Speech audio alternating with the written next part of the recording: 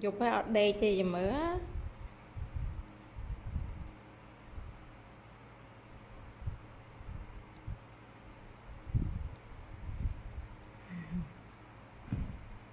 rồi lao từ mùi tiệt móng